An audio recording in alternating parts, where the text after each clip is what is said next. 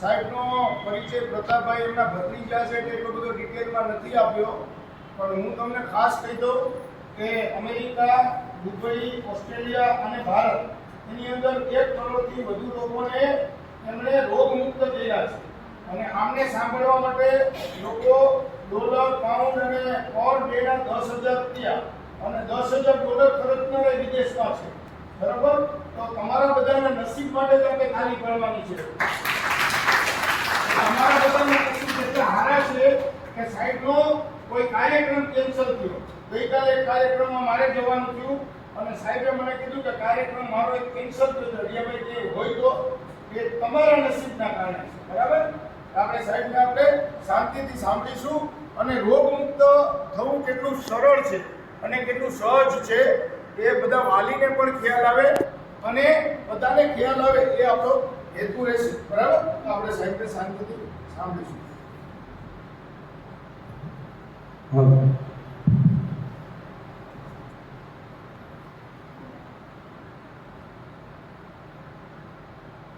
આપ સૌને મારા પ્રણામ. મારો પરિચય આપ્યો એ પ્રમાણે હું એન્જિનિયર છું. BE ઇલેક્ટ્રિકલ 1971માં LD college of engineering Ahmedabad Gujarat યુનિવર્સિટીમાંથી મેં પાસ કર્યું. પછી ગુજરાત ઇલેક્ટ્રિસિટી બોર્ડમાં નોકરી કરી. 2004માં વડોદરાથી સુપ્રિન્ટેન્ડિંગ એન્જિનિયરના હોદ્દાથી હું વયમર્યાદાને કારણે નિવૃત્ત છું. પણ ભગવાનની કૃપાથી નિવૃત્તિમાં અત્યારે મારી પ્રવૃત્તિ એટલી બધી વધી ગઈ છે કે નોકરીમાં તો ફિક્સ અવર્સ હતા, 8 કલાક કે જે હોય, જ્યારે અત્યારે અનલિમિટેડ અવર્સ થઈ ગયા છે. અને એવી નોકરીમાં ફરજ હતી એટલે થાક લાગે, કંટાળો આવે. આ નોકરીમાં કોઈ ફરજિયાત નથી, ઉલટાનો એમાં મોજ, મજા, મસ્તી, આનંદ આવે અને આખી દુનિયામાં લોકોની સાથે ઓળખાણો થાય છે. લોકોના પ્યાર મળે છે, પ્રેમ મળે છે. તો આપણે અત્યારે માત્ર 1.5 કલાક 1 વાગ્યા સુધી 11:30થી 1.5 કલાકમાં ભલે તમે ITIમાં હો, અરે ભલે કોઈ અભણ અંગૂઠા છાપ ખેડૂત હોય કે મજૂર હોય, 1.5 કલાકમાં ડોક્ટર બનાવવાની આપણી યુનિવર્સિટી છે. એક પણ પૈસાના ખર્ચ વગર 1.5 કલાકમાં એવા ડોક્ટર કે જે ડોક્ટરોની સારવાર કરે, MBBS, MS, MD, BM અને એવા ડોક્ટરની ના રોગો મટાડે. એવા જો તમારે ડોક્ટર થવું હોય તો ધ્યાન દઈને જો સાંભળશો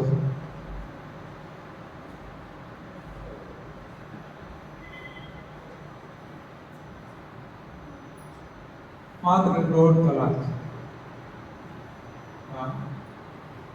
કોઈ યુનિવર્સિટી એવી નહીં મળે તમને આખી દુનિયામાં. તો સાવ સરળ વાત છે. 1.5 કલાક એ બહુ લાંબી થઈ જાય એવું છે. તમે એક વખત ડોક્ટર થઈ જશો, સમજી જશો, પછી તમે લોકોને 1.5 કલાક તો શું 1.5 મિનિટમાં ડોક્ટર બનાવી શકશો. એટલી સાવ સાદી, સીધી, સરળ વાત છે. આપણે જોઈએ છીએ આ જગત ઉપર, આ સૃષ્ટિમાં ખાલી આપણે માણસ જ છીએ એવું નથી. 84 લાખ યોનિના જીવો આ પૃથ્વી પર વસે છે. કોઈએ જોયું તમે કે માણસ અને માણસે પાળેલા પશુ પક્ષી સિવાયના કોઈ જીવ એ ભલે નદી, તળાવ કે સમુદ્રમાં રહેતા હોય, જળચર હોય, એ ભલે પૃથ્વી ઉપર જંગલ કે પહાડોમાં રહેતા હોય, કે પછી નભચર આકાશમાં ઉડતા હોય, કોઈ જીવ ક્યારેય કોઈ ડોક્ટર આગળ જીવ ખરો જોયું તમે? હા, જાય છે કોઈ ડોક્ટર આગળ કોઈ જવું પડે છે?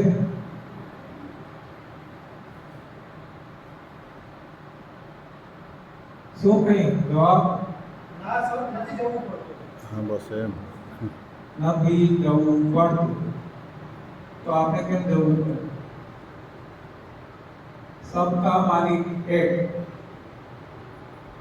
જેને એ બધા પ્રાણીઓને જન્મ આપ્યો એને જ આપણને જન્મ આપ્યો. એક મા બાપના બાકીના સંતાનો જો નિરોગી હોય અને કોઈ એક જ રોગી હોય તો એમાં વાંક કોનો? હા, મા બાપને અત્યારે અમારું એક એવું છે, અમારા કાળમાં 80 વર્ષ પહેલા અમારા મા બાપને ડઝનબંધ છોકરાઓ હતા. ડઝનમાં સદી વાત અત્યારે નંદમાં વાત થાય. હા, તો ચાર્જિંગ બંધ એક ડઝન બંધ છે. સંતાન હોય એમાં 10, 11 સારા હોય, કાંઈ તકલીફ નહીં હોય, મોજ મજા મસ્તીથી રહેતા હોય, અને એક જ છોકરું એમાં રહેતું હોય, દવાઓ લેતું હોય, હાથ પગ કપાવતું હોય, તો એમાં વાંક કોનો કહેવાય? હા, હું કહું છું એ વાત સમજણમાં નથી આવતી. હા, કારણ કે સાચો જવાબ ના મળે હરખો એટલે બધું હવામાં જાય એવું કહી શકાય. તો 84 લાખ યોનિ, એમાં કોઈને તકલીફ નહીં, કોઈ ડોક્ટર આગળ જાય નહીં, દવા લે નહીં, ઓપરેશન કરાવે નહીં, યોગાસન કરે નહીં, પ્રાણાયામ કરે નહીં, કાંઈ કોઈ જાતની રોગ જ નહીં, રોગ નાબૂદી ન કરવા કાંઈ ના કરવું પડે. અને આપણે હાલતા ડોક્ટર આગળ વૈદા સવારમાં નીકળી પડીએ, morning walk, evening walk, jogging, gymnasium, યોગાસન, પ્રાણાયામ, હા કેટલું આપણે કરીએ, ક્યાંય પછી હારીએ, મેળ ના પડે એટલે પછી જ્યોતિષી આગળ જઈએ, ક્રિયાકાંડ કરાવીએ, પિતૃતર્પણ કરાવીએ, ભાગવત કથા બેહાડીએ, આવું બધું કરીએ જ ને. હા, રોગ નાબૂદ કરવા માટે. આવું કરવા છતાંય કોઈના રોગ જતા નથી, રોગ વધે જાય છે. આ જ હાલત મારી હતી. આ બધું હું કરી ચૂક્યો, મને ક્યાંયથી પરિણામ મળતું નહોતું, રોગ વધતા જતા હતા. પણ 1993માં ભગવાનની કૃપાથી મને સાચો રસ્તો મળ્યો. એ રસ્તો આજે આખી દુનિયાને બતાવું છું, જે એને સાંભળે છે, સમજે છે અને પ્રયોગ કરે છે પોતાના જીવનમાં. એવા કરોડો લોકો દુનિયાના રોગમુક્ત થઈ ગયા છે, દવામુક્ત થઈ ગયા છે, ડોક્ટર ખુદના થઈ ગયા છે, એની આગળ ડોક્ટરો આવે છે સલાહ લેવા. તો આવું જો તમે પણ ઈચ્છતા હો, નિરોગ રહેવું હોય, દવા ન લેવી હોય, દવાખાને ન જવું હોય, તો આ વાત જરા ધ્યાન દઈને સાંભળો. ખાલી સાંભળે મેળ નહીં પડે, એટલે સમજો અને જાત ઉપર પ્રયોગ કરો તો પરિણામ મળશે. મને મળ્યું, મારા પરિવારમાં બધાને મળ્યું, આખી દુનિયામાં કરોડો લોકોને મળ્યું, તમને પણ મળે. તો એ શું વાત છે? તો એક સાદી વાત કરું જે આપણે બધા સમજી શકીએ. એમાંય તમે બધા ટેકનિકલ બ્રાન્ચના છો એટલે વધારે સારી રીતે સમજી શકો. માણસે વાહન બનાવ્યા. કોઈ વાહન પેટ્રોલથી ચાલે, કોઈ ડીઝલથી ચાલે, કોઈ સીએનજીથી ચાલે, કોઈ એલપીજી ગેસથી ચાલે, કોઈ કોલસાથી ચાલે. કોલસો બાળી પાણીમાંથી વરાળ બનાવી અને સ્ટીમ એન્જિન એ પેલા ટ્રેનો ચાલતી. અત્યારે એટીથી પણ ચાલે છે, લાઇટથી પણ ચાલે છે, ઇલેક્ટ્રિસિટીથી. આવા ઘણા ઘણા વાહનો કોણે બનાવ્યા? માણસે. હવે એમાંનું એક વાહન આપણી આગળ છે, માનો કે પેટ્રોલથી ચાલે એવું. એ 2 વ્હીલર હોય, 3 વ્હીલર હોય, રિક્ષા કે 4 વ્હીલર હોય, કાર એ ગમે તે એટલા વ્હીલનું છે નહીં, પણ એ વાહન, એ ગાડી પેટ્રોલથી ચાલવા માટે બનાવેલી છે. હવે એની જે ટાંકી, એમાં પેટ્રોલ જ આપણે નખાવીએ, પણ કોઈ માણસ પેટ્રોલની ટાંકીમાં ડીઝલ ભરાવે અને પછી ગાડી ચલાવે તો બગડી જાય. સીધી વાત છે ને? પણ એટલી વાત સમજવાની છે, કાબુ કાંઈ નથી. પેટ્રોલની ગાડીમાં કોઈ ડીઝલ ન. હવે આપણે સમજીએ, આ માણસની વાત થઈ. માણસે વાહનો બનાવ્યા. આવા જ વાહનો ભગવાને બનાવ્યા. એ વાહન ક્યાં ક્યાં છે? 84 લાખ જે યોની આપણે કહીએ એ. એમાં ગ્રુપ પાડ્યા. એક છે વનસ્પતિ જગત, એક છે પક્ષી જગત, એક છે પશુ જગત, શાકાહારી પશુ, એક છે માંસાહારી પશુ, એક છે પાણીમાં રહેવાવાળા જળચર પ્રાણી. તો આવા ગ્રુપ ભગવાને પાડ્યા અને બધાને ટાંકી આપી, પેટ આપી. તો બધાને એમાં શું નાખવું એ સમજણ છે. જો આપણે સીધી વાત જોઈએ તો ઝાડ છે, છોડ છે કે વેલો છે, એ પાંદડા, ફૂલ, ફળ, કંદ, મૂળ બધું આપે, પણ એ પોતે ખાતું નથી. એ શું ખાય છે? હવા, પ્રકાશ, પાણી. હવે બીજા જોઈએ પક્ષી જગત. તો પક્ષીને ભગવાને ચાંચ આપી. શું કામે? કે એને માટે ભગવાને ભોજન બનાવ્યું, અનાજ અને કઠોળ. એ ચાંદથી ચણે, એને તોડે નહીં, ચાવે નહીં, સીધું પેટમાં નાખી દીધું. હથોડી મારી નહીં, ના તૂટે એવા મગ, મઠ, ચણા પક્ષીના શરીરમાં તૂટી જાય.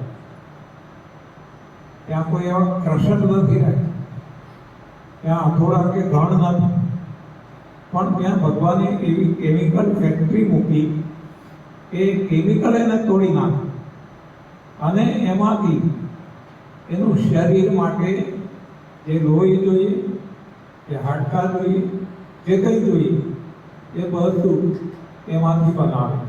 કોણ બનાવે? ભગવાન. તો બીજું એક કે આપણે જગત જોયું, પશુ જગત શાકાહારી, ઘાસ ખાવાવાળા, ગ્રાસ ઈટર, હાથી, ઘોડા, ભેંસ, ગાય, બળદ, સસલા, ઘેટા, બકરા, ઘણા પ્રાણી. તો એ બધાને માટે ભગવાને ભોજન બનાવ્યું ઘાસ, અને એ બધા તમે જો ઘાસ જ ખાય, બીજું કાંઈ નથી ખાતા. એ જ જંગલમાં રહેવાવાળા સિંહ, ચિત્તો, વાઘ એ ઘાસ ના ખાય, એ માંસ ખાય. ઘાસ ખાવાવાળા ઘાસ જ ખાય, માંસ નથી ખાતા. માંસાહારી પ્રાણી માંસ જ ખાય, ઘાસ નથી ખાતા. અનાજ ખાવાવાળા અનાજ જ ખાય. હવા, પ્રકાશ, પાણી એ ખાવાવાળા વનસ્પતિ, પાંદડા, વેલા, છોડ, ઝાડ એ બધા.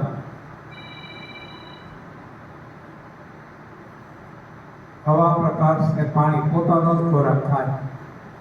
એ રીતે નદીમાં, તળાવમાં કે સમુદ્રમાં રહેતા જળચર પ્રાણી, એને માટે જે ભગવાને ત્યાં ભોજન આપ્યું એ જ ખાય. બરાબર? આ આપણે સરખામણી કરી. માણસે બનાવેલા વાહન, ભગવાને બનાવેલા વાહન. હવે ભગવાને બનાવેલા છે એ મનુષ્ય સિવાયના બીજા બધા, એને માટે જે ભોજન બનેવું એ જ ખાય. એક મનુષ્ય, આપણે શું ખાઈએ છીએ એ જો વિચારશું તો આપણને ખ્યાલ આવશે કે આપણે વનસ્પતિનું ભોજન પણ ખાઈએ છીએ, વનસ્પતિ પણ ખાઈએ છીએ. આપણે પક્ષીનું ભોજન પણ ખાઈએ છીએ, પક્ષીને મારીને પણ ખાઈએ છીએ.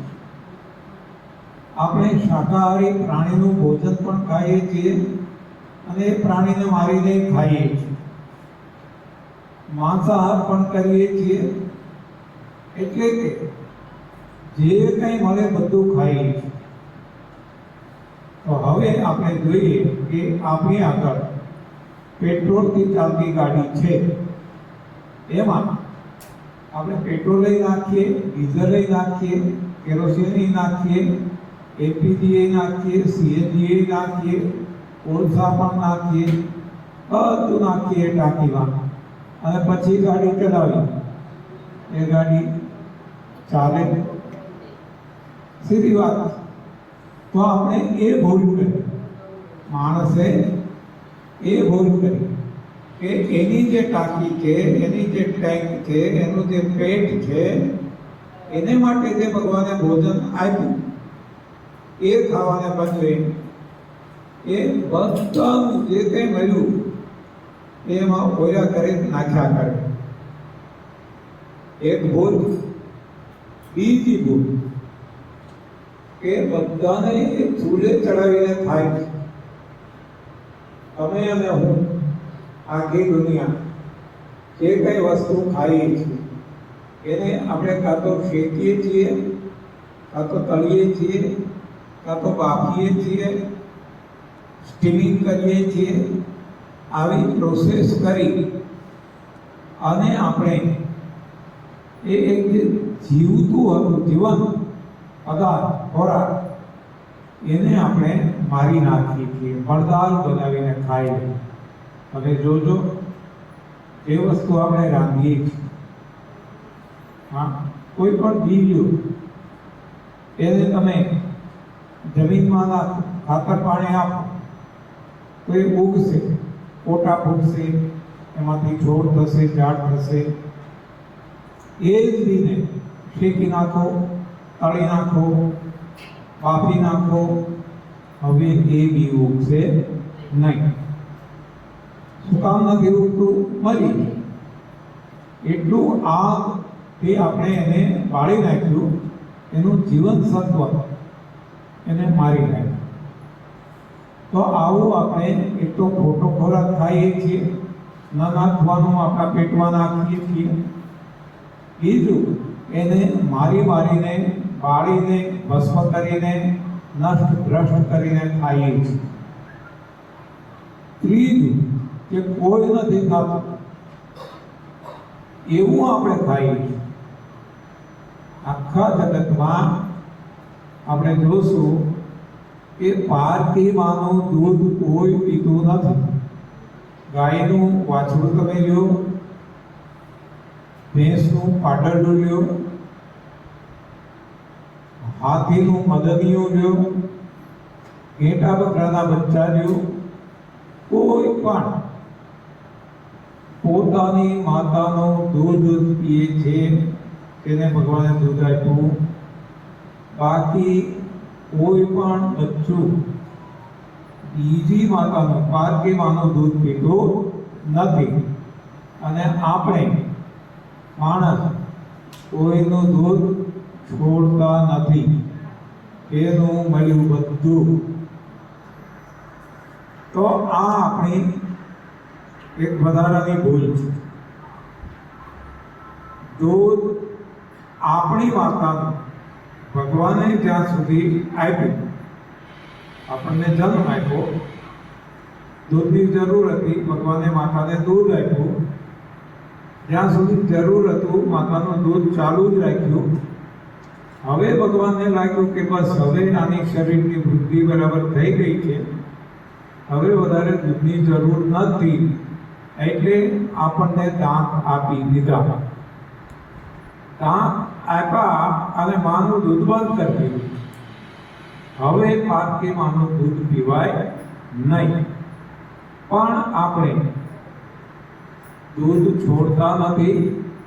જિંદગીભર મરતા સુધી દૂધ અને દૂધમાંથી બનતી વસ્તુ, ચા, કોફી, બોર્નવિટા, દહીં, છાશ, માખણ, ઘી, પનીર, આવું બધું બનાવી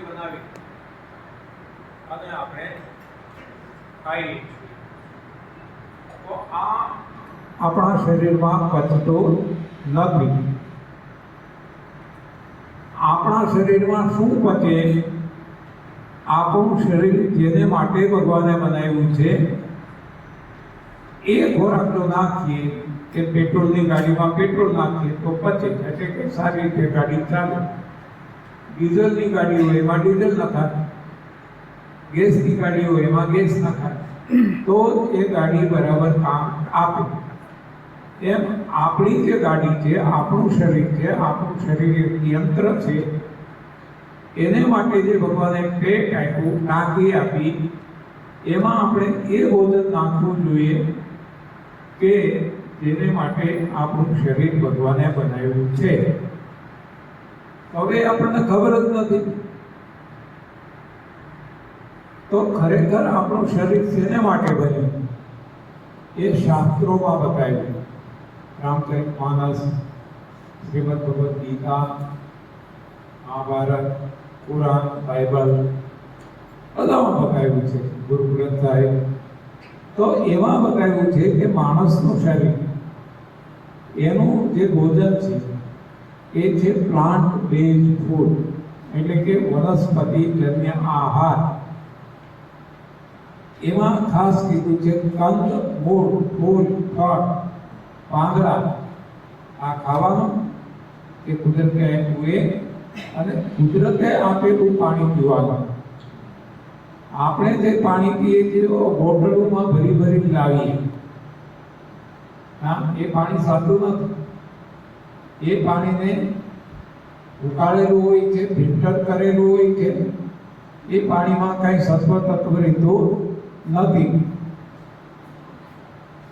તો આપણો જે ખોરાક છે, કંદ, મૂળ, ફૂલ, ફળ, પાંદડા ખાવા માટે અને પીવા માટે વરસાદનું પાણી, આટલું જો આપણે ખાઈએ તો આપણું શરીર પણ એને પચાવી શકે અને બીજા બધા પ્રાણી જે રીતે નિરોગી જીવન જીવે છે એમ આપણે પણ નિરોગી જીવન જીવી શકીએ. આ સીધી સાદી વાત છે. તો આપણે ખોટું શું કામે ખાઈએ છીએ? તો એ છે ખોટું ભણતર. જે તમને ભણાવવામાં આવે છે, ખોટું ભણાવવામાં આવે છે. હું ભણ્યો, હું પણ ખોટું ભણ્યો, દુનિયા આખી ખોટું ભણે છે. Vitamin, protein, calcium, carbohydrate, mineral આવા નામથી આપણને અનાજ, કઠોળ, દૂધ આવું બધું ખવડાવવામાં આવે છે. આપણે ખાઈએ છીએ અને બીમાર થઈએ છીએ. તો હવે સાચું ભોજન જે શાસ્ત્રોમાં વર્ણવ્યું છે એવું જો પેલી ખાધું હોત તો આપણને પણ કોઈ રોગ થયા ના હોત. પણ ભૂલ થઈ ગઈ, ખાધું ખોટું, હવે સમજાણું. તો હવે શું કરશું? જેમ કે પેટ્રોલની ગાડીમાં